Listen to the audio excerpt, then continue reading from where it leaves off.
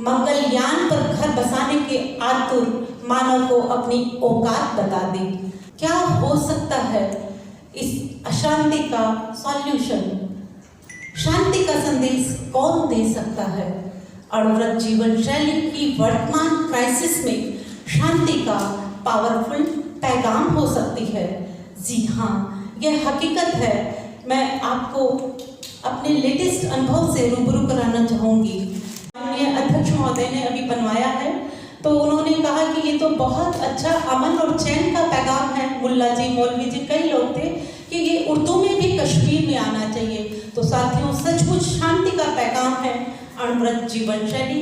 इसी पर आधारित आज का ये कार्यक्रम हम आप लोगों के साथ लेकर आए हैं, क्योंकि हम जमीनी कार्यकर्ताओं की सीमा बहुत छोटी होती है, हमारी रीच बहुत कम है, लेकिन आपकी लेखनी में बहुत ताकत है।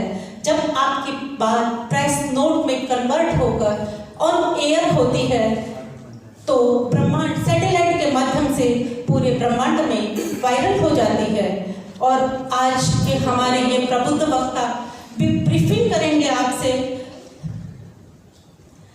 इसी विषय की ब्रीफिंग करेंगे आपसे। और हम उम्मीद करते हैं कि आप अणु विभाग की टीम के हिस्सा बनकर विश्व शांति की इस मुहिम में, इस संदेश में अणुव्रत जीवन शैली को खूब वायरल करेंगे।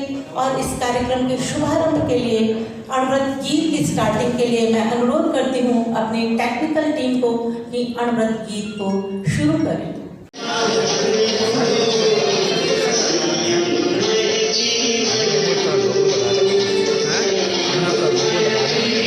इस प्रेस कॉन्फ्रेंस के लिए, शुभारंभ के लिए हमारे अणुव्रत संसदीय मंच के अध्यक्ष माननीय अर्जुन राम जी मेघवाल पहुंचने वाले थे। अचानक उन्हें पांडिचेरी जाना पड़ गया और वो पहुंच नहीं पा रहे हैं, लेकिन उनके दिल में अणुव्रत के प्रति कमिटमेंट इतना है कि उन्होंने अपना संदेश भेजा है, उसे हम प्रेजेंट करें। उससे पहले मैं मीडिया के माध्यम से बताना चाहूँगी कि अणुव्रत संसदीय मंच के राष्ट्रीय संयोजक माननीय अर्जुन राम जी मेघवाल जब IPS ऑफिसर थे और राजनीति में नहीं जुड़े थे, अणुव्रत अनुशासनाओं के सानिध्य में पधारे और उनसे पूछा कि क्या मुझे राजनीति से जुड़ना चाहिए। गुरुओं ने कहा कि राजनीति को शाश्वत मूल्यों से जोड़ने के लिए, उससे पल्लवित करने के लिए अच्छे आदमियों को अवश्य राजनीति से जुड़ना चाहिए। आज जैसे नैतिक व्यक्ति को अवश्य जुड़ना चाहिए, जो सद्भावना को रखता हो, नशा मुक्त होता हो। और आप देख रहे हैं तब से लेकर आज तक, चाहे साइकिल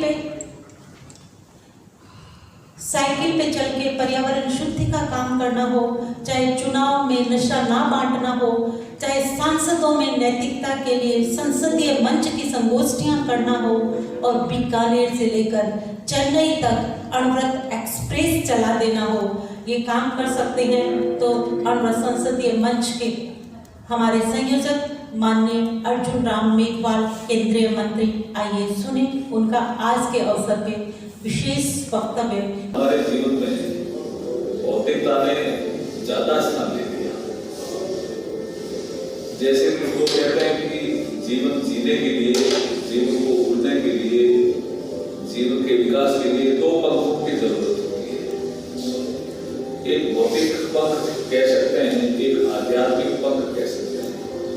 तो हमने एक पंख को बहुत मजबूत किया, और जो हमारा आध्यात्मिक पंख था वो सबका अलग अलग भी हो सकता है। आध्यात्मिक पंख निर्गुण धर्म को मानने वाले अलग तरह से चिंतन कर सकते हैं, जैन दर्शन को मानने वाले अलग तरह से चिंतन कर सकते हैं, बौद्ध धर्म को मानने वाले अलग तरह से चिंतन कर सकते हैं आध्यात्मिकता का, हिंदू धर्म को मानने वाले अलग तरह से चिंतन कर सकते हैं। लेकिन आध्यात्मिकता का जो पक्ष होता है या पंख होता है वो मजबूत नहीं होता।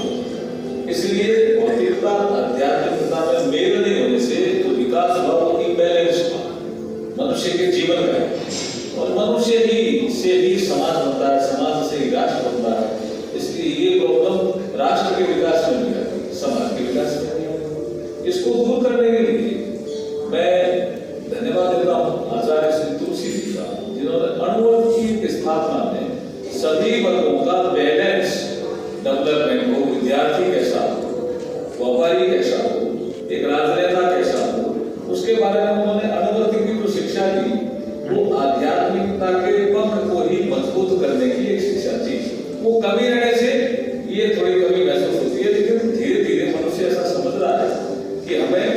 स्वीकार के साथ साथ वो जीवन जीने के लिए आवश्यक है, जितनी आवश्यक है वो रखें, लेकिन आध्यात्मिक का जो पक्ष है वो भी मजबूत है, उसको भी मजबूत करना चाहिए, तभी वो उड़ सकता है। ढंग से नहीं तो वो ढंग से नहीं उड़ सकता। देखिए कोई भी सिद्धांत अच्छा उसको लोगों को लगेगा कि प्रैक्टिकल, जैसे मैं रोज संसदीय मंच का शासकों से बात की तो काफी लोगों का हमारे जीवन में क्या काम, तो मैंने कहा नैतिकता का काम तो है ना, तो बोला नैतिकता है, तो मैंने कहा वो नैतिकता ही अमूल्य है, आप नैतिकता आपके जीवन में बढ़ेगी तो अपना अमूल्य आ जाएगा। लेकिन जब सीओ ने अमूल्य के सिद्धांत पढ़े तो वो थोड़े चौंक गए, बोला ये तो हम नहीं कर पाएंगे, जैसे ये प्रत्याशी मैं प्रलोभन और ऐसे मत प्राप्त नहीं करूंगा, बोला ये कैसे मत ले, मैंने कहा ले लो एक बात है मुझसे, तो वो बोला कि आपने लिया है, मैंने कहा मैंने लिया, मैंने कहा मैं मेरे चुनाव में शराब नहीं बांटूंगा, पैसे नहीं बांटूंगा, ये मत लिया छोड़ा, और मैं 3 चुनाव में देख रहा हूँ कि मैं इस व्रत को जी भी रहा हूँ, इस व्रत को प्रैक्टिकल भी कर रहा हूँ, सफलता भी मिल रही है, इसलिए आपको कभी मिल सकती। दूसरा मैं प्रतिपक्षी प्रत्याशी का चरित्र हल नहीं करता, हम हमारी बात करेंगे, हम क्या करेंगे, हम जीतेंगे तो क्या करेंगे, हम बीकानेर का विकास कैसे करेंगे, हम पड़ जाते हैं जो प्रत्याशी होता है हमारा प्रतिद्वंदी दूसरी पार्टी का, उसका चरित्र हनन करने में लग जाता है, हम हमारी एनर्जी नेगेटिव खर्च नहीं करें, तो हमारी एनर्जी पॉजिटिव खर्च होनी चाहिए कि मैं डेवलपमेंट के लिए क्या करूंगा, तो ये भी अपना प्रैक्टिकल हो सकता है कि मैं प्रतिपक्षी जो प्रत्याशी क्या है उसका चरित्र ये एक अच्छा सिद्धांत है, तो कुछ है कि माने यार ये बात तो आप ठीक है, तो हम उसमें ज्यादा समय खर्च करते हैं। तीसरा उन्होंने कहा है कि मैं मतदान और मतगणना के समय अवैध तरीकों को काम में नहीं लूंगा, ये मैंने कहा मॉडल करने के तो इसको वैसे आप कर सकते हो, 200 मीटर से ज्यादा हम प्रचार नहीं करेंगे, हम पार्टी का चिन्ह लेकर के अंदर मतदान कक्ष नहीं जाएंगे, मतदान कक्ष में जो वोटर लाइन का खड़ा उसको धमकाएंगे नहीं या प्रलोभन नहीं देंगे, तो ये चीज तो चुनाव आयोग भी कहता है, और यही चीज मैंने कहा चाहे तुलसी कहते हैं, तो इसको हम नहीं मान सकते। तो ऐसे करके हमको भानुवत के संस्कारों को विचारों को हमारे शास्त्रों में भी बैठा है। एकांत में मुझसे कहे कि आप किसी नथवन नाम के आदमी को जानते थे, अरे मैंने कहा वो आचार्य तुलसी जी के बड़े सेवक भक्त थे और बड़े बुजुर्ग थे, वो कहाँ रहे होंगे, बोले मैं ही हूँ। कितना आनंद हुआ मुझे, और आज उनके शिष्यगण मुझे मौका दे रहे हैं कि मैं आपके सामने उपस्थित हूँ, तो बड़ा गौरवान्वित अनुभव करता हूँ। किसी संस्था को ऐसे 3 महापुरुषों का आशीर्वाद हो, वो संस्था तो सारे विश्व में फैलनी चाहिए, इसलिए नहीं कि उसके पास बहुत साधन है या उसके लोग बड़े लोग हैं, इसलिए नहीं कि उसको मानने वाले दुनिया के किसी भी देश में आपको मिल सकते हैं, बल्कि इसलिए कि उसके पीछे जो सिद्धांत वो वैश्विक है, वो स्थानीय नहीं, वो राष्ट्रीय नहीं, वो समयबद्ध नहीं, वो स्थान और समय के परे। अणुव्रत का जो सिद्धांत है वो मैं समझता हूँ कि सारी मानवता के लिए सर्व स्वीकार्य सिद्धांत, वो किसी भी मजहब से, किसी भी संप्रदाय से, किसी भी धर्म से, किसी भी रिलीजन से, किसी भी पंथ से अधिक व्यापक और अधिक गहन है। मनुष्य मात्र के लिए दुनिया के किसी भी मनुष्य को आप ये सिद्धांत बताएं तो बताइए, वो ना कैसे करेगा। कोई दुनिया में ऐसा आदमी है जो आपको मिल जाए जो कहे कि मैं इन सिद्धांतों को नहीं मानता या ये सिद्धांत गलत है। असहमति व्यक्त करने वाला कोई व्यक्ति नहीं मिलेगा, लेकिन निमित्त कारण, जैसा कि महावीर स्वामी ने कहा था और भगवान बुद्ध ने भी कहा था, निमित्त कारण में विश्वास नहीं। लेकिन इसके बावजूद मैं ये कहता हूँ कि सारे विश्व में जो सिद्धांत अणुव्रत के प्रतिपादित किए हैं आचार्य तुलसी ने, कहीं कोई विरोध नहीं हो सकता। उदाहरण के लिए शाकाहारी है लेकिन अणुव्रत है, अणु जिस तरह से असर करता है ऐसी बात असर करती है। मैंने उनसे कहा कि आप लोग ये समझ रहे होंगे कि मेरा दिमाग खराब है, हम गोश्त नहीं खाते, इतनी ताकत देने वाली चीज़ क्यों नहीं खाते? लेकिन मैं आपसे पूछता हूँ कि कुरान शरीफ मुझे एक आयत बता दीजिए, अगर एक आयत में भी ये लिखा हो कि जो मांस नहीं खाएगा उसे वो घटिया मुसलमान समझे, अगर किसी एक आयत में भी ये लिखा हो तो वो मांस खाना शुरू कर दो। आप बताइए, एक भी आयत तो एक मौलाना उठ के खड़े हुए कहने लगे कि कुर्बानी का क्या होता? इनका कुर्बानी का मांस खाने से कोई संबंध नहीं। कुर्बानी शुरू कैसे हुई? आप में से जिन्होंने ओल्ड टेस्टामेंट पढ़ा होगा बाइबल का, संत मूसा प्रॉफिट,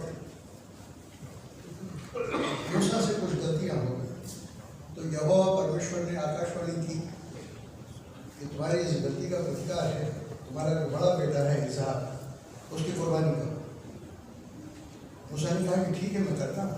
उन्होंने तलवार उठाई और अपने बड़े बेटे की गर्दन पे यूं किया, परमात्मा ने खुद आके यहोवा परमेश्वर ने रोक दिया, तो तुम्हारी परीक्षा हो,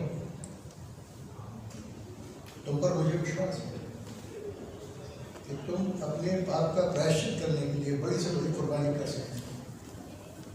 अपने बेटे का सिर काटने की जरूरत नहीं है, इसकी जगह एक दुम्बा, भेड़ का बच्चा। तो मैंने उन लोगों से कहा कि वो तो यहोवा परमेश्वर है, उन्होंने आदमी की जान बचाई और एक जानवर को बिठा दिया। मैं तो कुछ भी नहीं हूँ, नाचीज हूँ। मैं आपके सामने एक दूसरी चीज रख देता जो आप हमारे देश में हर मंदिर में रखी जाती है, नारियल। आप नारियल बता दो, वो भी कुर्बानी होगी। वो चक्कर में इनका इससे बड़ी अहिंसा की कोई बात हो नहीं सकती। जहाँ आदमी का सिर काटने की बात हो वहाँ भेड़ का बच्चा रखते हैं, जहाँ भेड़ के बच्चे का सिर काटने की बात हो वहाँ नारियल रखते हैं। मैंने कहा कहाँ लिखा है कि पशु हिंसा जरूरी है? किस शास्त्र में लिखा है? वेद का, यजुर्वेद का जो पहला मंत्र है, यजुर्वेद का पहला मंत्र ईशे गोर्जे त्वा वायुवस्त देवो सत्या, लंबा मंत्र है। आखिर में पशु न पाए यजमानस्य पशु न पाए, यजमान के पशुओं की रक्षा करो। इनका तो हिंदू मंदिर में पशु पक्षियों का बलिदान कर रहे हो, पशु पक्षियों की कुर्बानी कर रहे हो। ये तो हिंदुत्व के सिद्धांतों के सर्वथा विरुद्ध है। आत्मनः प्रतिकूलानि परेशान न समाज में। धर्म यही है कि जो अपने लिए आप चाहते हो वही दूसरों के लिए करो। एक जानवर का सिर काटने का अधिकार आपका क्या है? अब ये बात हर धर्म के आदमी को मानना चाहिए। कौन मनवाएगा? कौन मनवाएगा? आचार्य तुलसी मनवाएंगे? वो ये नहीं कह रहे हैं कि तुम जैन बन जाओ, बिल्कुल नहीं कह रहे। वो ये नहीं कह रहे कि तुम हिंदू बन जाओ, वो ये नहीं कह रहे कि तुम भारतीय बन जाओ। आचार्य तुलसी सिर्फ यही कह रहे हैं कि तुम इंसान बन जाओ। 1936 जब आचार्य तुलसी आचार्य बने थे, उनकी उम्र मात्र 22 वर्ष थी और लगभग उन्हीं दिनों 2-3 वर्षों के बाद ही पूरी दुनिया में विश्व युद्ध छिड़ गया था। और ये जो क्रम चल रहा था, एक तरफ विश्व युद्ध और एक तरफ भारत में आज़ादी की लड़ाई, शायद उन्हीं दिनों में वो परिपक्व हो रही थी। और 30 जनवरी 1948 को जब गांधी की हत्या हुई, वो एक चरम बिंदु था। और शायद उसके कुछ महीनों के बाद ही आचार्य तुलसी ने अणुव्रत के रूप में एक चिंतन पूरी दुनिया के सामने रखा था। तो हम कल्पना कर सकते हैं कि अणुव्रत का जो जन्म हुआ वो किन परिस्थितियों में हुआ था। और ये कोई एक धर्म विशेष की बात नहीं थी, एक देश विशेष की बात नहीं थी, पूरी मानवता की बात थी। और उसी से अणुव्रत के रूप में एक चिंतन उभर कर सामने आया। आज 72 वर्ष पूर्व ये घटना हुई थी और 72 वर्ष पूर्व के बाद आज हम उसको एक स्थापना दिवस के रूप में मना रहे हैं। उस समय तो ये एक छोटी सी घटना शायद लगी थी, लेकिन 15 मई 1950 को जब टाइम मैगजीन ने अणुव्रत की बात छापी, आचार्य तुलसी के बारे में जिक्र किया, तब दुनिया को पता चला कि ये कोई छोटा आंदोलन नहीं है, ये कोई एक विशेष महत्व रखता है। तब से लेकर आज तक अणुव्रत आंदोलन गतिशील है। ये मैं अणुव्रत आंदोलन की सबसे बड़ी प्रासंगिकता मानता हूँ और सबसे बड़ी सफलता मानता हूँ कि 7 दशक बाद भी एक ऐसा आंदोलन जीवित है जो प्रामाणिकता की बात करता है, जो मानवीयता की बात करता है, मानव मूल्यों की बात करता है। प्रश्न उठ सकता है कि 7 दशक में हुआ क्या, अणुव्रत आंदोलन ने क्या किया। इसको संख्या में मापना बड़ा मुश्किल होता है, और यदि उसकी सफलता को मापना है तो फिर वही पैमाना है कि आज 7 दशक बाद भी अणुव्रत आंदोलन, और न केवल एक सीमित क्षेत्र में है, बल्कि मैं कहूँगा पूरी दुनिया ने इस आंदोलन को स्वीकार किया है। उसमें 41 देशों के सैकड़ों प्रतिनिधि शामिल हुए हैं। अणुव्रत के जो प्रतिनिधि विदेशों में गए हैं, अनेक संस्थाओं में, अनेक कॉन्फ्रेंसेस में, तो लगभग 3000 ऐसी संस्थाएं और ऐसे व्यक्ति हैं जो अणुव्रत को सपोर्ट करते हैं और अणुव्रत की बात को वो स्वीकार करते हैं। तो हमारा आगे का जो लक्ष्य है, आज जो हम प्रेस कॉन्फ्रेंस ये करने की है, इसका उद्देश्य यही है कि अणुव्रत की जो बात है वो कहाँ तक पहुंची है और आगे कहाँ तक पहुंचाने की उसमें संभावनाएं छुपी हुई हैं, और उसमें हम चाहते हैं कि मीडिया का एक सहयोग इस काम को मिले, क्योंकि मीडिया की जो प्रायोरिटीज हैं उसमें इतनी लंबी श्रृंखलाएं हैं, इतनी ज्यादा प्रायोरिटीज हैं कि अणुव्रत जैसी बात शायद कहीं कोने में छूट जाती है। तो हमारा भी यह फर्ज बनता है कि आपके साथ हम संवाद को कायम रखें, निरंतरता में बनाए रखें, ताकि आप तक अणुव्रत की बात, मानव मूल्यों की बात हम पहुंचाते रहें। तो देश भर में और विदेश में हमने एक लक्ष्य बनाया है कि हम ऐसे 500 अणुव्रत एम्बेसडर्स बनाएंगे जो अणुव्रत की बात को केवल कहने के लिए नहीं कहेंगे, उनको वो जीते होंगे और उस बात को वो लोगों के साथ में शेयर भी करेंगे। तो ऐसा एक नेटवर्क, ऐसी बात मैं नहीं कह रहा हूं कि हमारे पास नहीं है, लेकिन हम उनका एक ट्रेनिंग प्रोग्राम शुरू करने वाले हैं और पूरा एक व्यवस्थित तरीके से ये जो नेटवर्क है, ये अणुव्रत की बात को देश और विदेश में पहुंचाए, इसके लिए हम प्रयास करेंगे।